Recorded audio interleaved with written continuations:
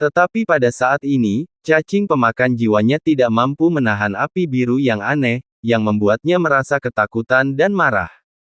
Saat ini, cacing pemakan jiwa ini adalah darah hidupnya, dan jika ada yang hilang, itu akan berakibat fatal. Selama dia memulihkan kekuatan cacing pemakan jiwa ini, tidak peduli seberapa kuat nyala api di dunia bawah, selama karena itu bukan api tingkat kaisar, dia tidak takut.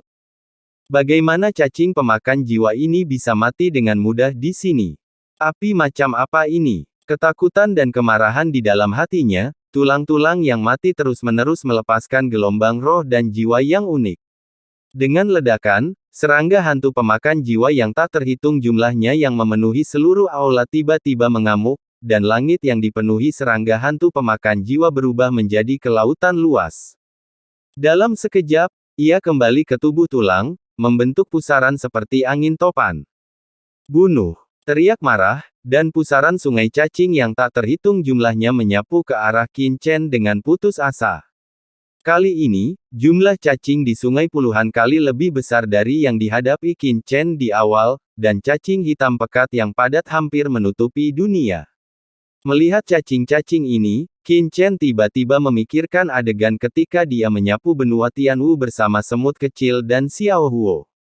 Sekarang semut kecil dan Huo kecil telah tidur di dunia yang kacau, itu karena mereka tidak memiliki cukup makanan untuk memasuki alam transendental. Setelah membunuh Wan Qi Xiezun di Istana Raja Hantu, Qin Chen telah menggunakan sumber pembunuhan Wan Qi Xiezun dan kekuatan serangga roh. Bertemu orang ini yang disebut Kaisar Cacing Dunia Bawah lagi. Menghadapi cacing-cacing gelap ini di seluruh langit, Qin Chen mendorong api Qinglian yang kacau ke titik ekstrim tanpa ragu-ragu.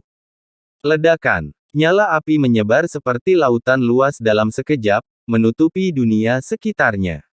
Wajah Qin Chen acuh tak acuh, dan dia mendorong kesadaran spiritualnya ke ekstrim. Api teratai hijau yang kacau di atas kepalanya meledak seperti matahari yang menyilaukan. Cacing hantu pemakan jiwa yang tak terhitung jumlahnya tiba-tiba mengeluarkan jeritan melengking, dan langsung terbakar menjadi abu yang tak berujung. Tapi ada terlalu banyak serangga hantu pemakan jiwa di depan mereka, dan mereka masih bergegas menuju Qin Chen dengan gila-gilaan, tetapi mereka menjadi abu di bawah nyala api yang mengerikan, dan cara serangga yang unik menyebar ke seluruh dunia. Melihat pemandangan ini, tulang kering di depannya semakin bergetar, jejak ketakutan muncul di hatinya. Jika dia terus bertarung seperti ini, dia mungkin tidak dapat menembus pertahanan api lawan bahkan jika semua cacing pemakan jiwanya mati. Memikirkan tulang yang layu ini, hatinya menjadi kejam, dan dia ingin segera meninggalkan tempat ini. Sekarang dia benar-benar tidak ingin melawan Qin Chen di sini. Kultivator hantu muda yang terpisah tiga ini terlalu aneh.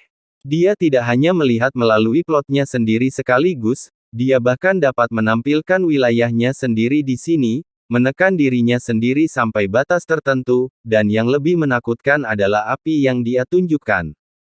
Tanpa diduga untuk dapat memiliki penindasan yang mengerikan terhadap cacing hantu yang melahap jiwanya. Ledakan. Sambil dengan panik mendesak cacing pemakan jiwa yang tak terhitung jumlahnya di sekitar, tulang yang layu tiba-tiba melangkah maju. Cahaya aneh dari jiwa berputar di atas.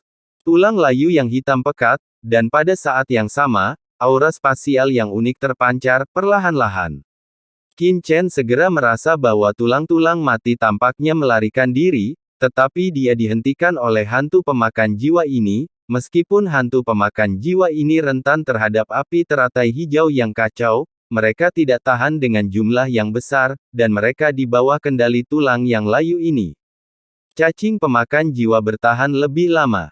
Qin Chen terlihat santai, tetapi pada kenyataannya, itu menghabiskan terlalu banyak untuk membunuh serangga hantu pemakan jiwa ini dengan api teratai hijau yang kacau. Melihat tulang-tulang mati akan melarikan diri, Qin Chen tiba-tiba mencibir, "Kenapa, Yang Mulia masih berkata bahwa dia adalah kaisar serangga hantu, bermartabat? Kaisar tidak bisa bertahan untuk melarikan diri begitu cepat. Bahkan jika Anda benar-benar seorang kaisar, Anda pasti seorang kaisar yang melarikan diri." Roh mengejek, dengan ekspresi marah di wajahnya, Tetapi dia baru saja bangun, bahkan jika dia dipukuli, Qin Chen sangat sarkastik, dia tidak peduli dengan wajahnya, dan meningkatkan stimulasi kehampaan di sekitarnya. Bersenandung. Kekuatan ruang yang menakutkan menyebar, benar-benar menyelimutinya. Namun, pada saat tubuhnya hendak dibawa pergi oleh kekuatan ruang ini, Qin Chen tiba-tiba melangkah maju, dan pedang karat misterius telah dikorbankan lagi, kekuatan Dewa Penghakiman Guntur di tengah juga dibangkitkan. Setelah akhirnya bertemu dengan seorang pria di sini, bagaimana mungkin Qin Chen membiarkannya melarikan diri? Ini adalah kesempatan, bahkan jika dia terluka dengan perasaan spiritualnya, dia akan menahannya. Ledakan. Suara seperti guntur tiba-tiba bergema di dunia, dan semua orang di aula ngeri melihat guntur hitam pekat, seperti malapetaka, jatuh dari kehampaan, dan menghantam dengan keras. Dengan ledakan, kehampaan di mana tulang yang layu itu berada langsung terdistorsi, dan kekuatan ruang yang terbentuk di sekitarnya hancur dalam sekejap, dan guntur hitam pekat, seperti senjata guntur, langsung menghantam tengkorak yang layu, tulang, dengan bunyi. Klik, tiba-tiba, retakan muncul di tengkorak yang layu, dan jiwa di dalam tengkorak itu menjerit ngeri dan marah, dan seluruh tubuh jatuh dari kehampaan dalam sekejap, dan menghantam tanah dengan keras. Saat dia jatuh ke tanah, tulangnya terangkat dalam sekejap, dan jiwanya menjadi semakin ketakutan. Dia tidak pernah berpikir bahwa Qin Chen akan langsung mematahkan metode pelariannya. Guntur macam apa ini? Kenapa bisa heboh di aula ini? Ada keterkejutan dan kemarahan yang tak ada habisnya di pupil hitam tulang kering, dan tulang kering benar-benar ngeri kali ini. Di aula ini, banyak kekuatan akan ditekan. Sama sekali tidak mungkin guntur seperti kesengsaraan ini dirangsang di sini, dan alasan mengapa dia dapat membangkitkan ruang di sekitarnya adalah karena dia telah berlatih di sini selama bertahun-tahun yang tak terhitung jumlahnya. Kekosongan di sini sudah sedikit familiar. Tapi pria di depannya ini sebenarnya bisa membangkitkan kekuatan guntur, jadi bagaimana mungkin dia tidak kaget dan marah? Saat dia ketakutan, Qin Chen mengangkat tangannya dan beberapa guntur gelap jatuh. Bum bum bum bum. Tulang mati buru-buru memblokir cacing hantu pemangsa jiwa di depannya, tapi kali ini, cacing hantu pemangsa jiwa bahkan lebih tak tertahankan. Di bawah guntur gelap yang dilemparkan oleh Qin Chen, itu langsung berubah menjadi sampah, dan petir yang setebal jari terus menggelegar di tengkorak. Yang layu, terdengar suara retakan, dan retakan di tengkorak yang layu itu semakin meluas. Witteret Bones merasakan sakit yang merobek dari jiwanya, dan tengkoraknya bisa hancur kapan saja. Dia merasakan keputusasaan total di dalam hatinya, dan seluruh tubuhnya tidak bisa menahan gemetar. Dia adalah kerangka tanpa daging dan darah. Begitu tengkoraknya diledakkan, kekuatan guntur gelap akan langsung membombardir jiwanya, dan dia pasti akan mati tanpa terlihat. Tuanku, hentikan, Anda memiliki sesuatu untuk dikatakan, Anda memiliki sesuatu untuk dikatakan, ini adalah kesalahpahaman, itu semua kesalahpahaman. Bones tidak lagi peduli untuk melawan, dan memanggil cacing hantu pemakan jiwa yang tak terhitung jumlahnya ke sisinya, berteriak panik. Dalam menghadapi kematian, dia langsung memilih untuk mengaku kalah. Langit yang penuh dengan cacing pemakan jiwa mengelilinginya, dibandingkan dengan yang luar biasa di awal, sekarang hanya tersisa sekitar sepertiga dari mereka, dan momentumnya jelas jauh lebih lemah, dan matanya menatap Qin Chen bahkan lebih, berseri-seri dengan jejak ketakutan dan keputusasaan. Kesalahpahaman. Kesalahpahaman apa? Qin Chen mencibir, tetapi dia tidak terus melakukan apa-apa. Dia hanya memadatkan cahaya guntur hitam yang lebih menakutkan di depannya, membuat suara berderak keras.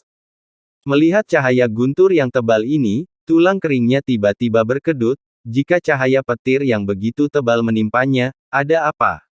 Kepalanya takut akan pecah berkeping-keping dalam sekejap. Dia diam-diam membencinya. Jika dia berada di masa jayanya, bagaimana dia bisa begitu rendah hati? Tapi sekarang dia akhirnya bangun, meskipun dia selamat, tulangnya sudah sangat lemah, dan dia tidak bisa lagi menahan dampak yang lebih keras. Tuanku, saya sebenarnya bukan Kaisar Netherrealm, tetapi cacing roh yang berada di sebelah kaisar. Alasan mengapa dia menyerang Tuan sebelumnya hanya untuk bertahan hidup. Saya harap Tuan akan melihat kaisar kerajaan. Netherworm dan beri dia jalan keluar. Tulang kering itu berkata dengan tergesa-gesa dan panik.